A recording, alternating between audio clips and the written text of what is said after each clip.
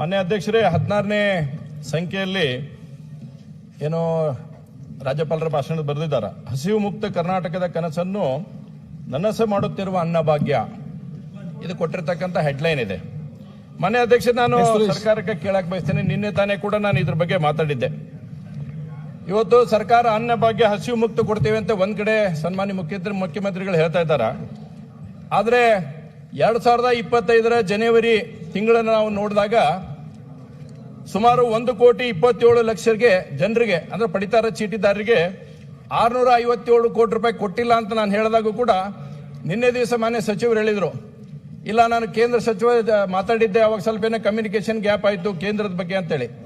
ನಾನು ಇವತ್ತು ಮಾನ್ಯ ಕೇಂದ್ರ ಸಚಿವರಾಗಿರ್ತಕ್ಕಂಥ ಪ್ರಹ್ಲಾದ್ ಜೋಶಿ ಅವ್ರ ಜೊತೆ ದೂರವಾಣಿ ಮುಖಾಂತರ ಮಾತಾಡಿದಾಗ ಅವ್ರು ಬಹಳ ಸ್ಪಷ್ಟವಾಗಿ ಹೇಳಿದ್ದಾರೆ, ನಮ್ಮ ಕಡೆಯಿಂದ ಯಾವುದೇ ರೀತಿಯಾಗಿರ್ತಕ್ಕಂಥ ಲೋಪ ಇಲ್ಲ. ಇವತ್ತು ಬೆಳಗ್ಗೆ ಬೇಕಾದ್ರೆ ಅವ್ರ ಅಮೌಂಟ್ ಡೆಪಾಸಿಟ್ ಮಾಡಲಿ, ಮಧ್ಯಾಹ್ನ ಒಳಗಡೆ ಅಕ್ಕಿ ಡೆಲಿವರಿ ಕೊಡ್ತೇವೆ ಅಂತಕ್ಕಂಥ ಮಾತನ್ನ ಇವತ್ತು ಮಾನ್ಯ ಕೇಂದ್ರ ಸಚಿವರು ಹೇಳಿದ್ದಾರೆ. ಹಾಗಾಗಿ ನಾನು ಈಗೂ ಕೂಡ ಸನ್ಮಾನ್ಯ ಮುಖ್ಯಮಂತ್ರಿಗಳಲ್ಲಿ ವಿನಂತಿ ಮಾಡ್ತೇನೆ, ಏನು ಜನವರಿ ತಿಂಗಳ 1,27,00,000 ಪಡಿತರ ಚೀಟಿದಾರಿದ್ದಾರೆ, ಅವ್ರದ್ದು 657 ಕೋಟಿ ರೂಪಾಯಿ ನಿನ್ನ ಮಂತ್ರಿಗಳು ಹೇಳ್ತಾ ಇದ್ರು ಹಣಕಾಸಿನಲ್ಲೇ ಇಲಾಖೆಯಲ್ಲಿ ಇದೆ ಅಂತಕ್ಕಂಥ ಮಾತನ್ನು ಹೇಳಿದ್ದಾರೆ. ನಾನು ಮುಖ್ಯಮಂತ್ರಿಗಳಲ್ಲಿ ದಯವಿಟ್ಟು ವಿನಂತಿಯನ್ನು ಮಾಡ್ತೀನಿ, ಆ 657 ಕೋಟಿಗಳನ್ನು ಏನು ನೀವು ಇಟ್ಕೊಂಡಿದ್ದೀರಿ, ಈಗಾದ್ರೂ ಕೂಡ ಅದನ್ನು ತಕ್ಷಣ ರಿಲೀಸ್ ಮಾಡಿ ಆ ಪಡಿತರ ಚೀಟಿದಾರರಿಗೆ ಒದಗಿಸಬೇಕನ್ನುವಂತ ವಿನಂತಿಯನ್ನು ಮಾಡ್ತೇನೆ.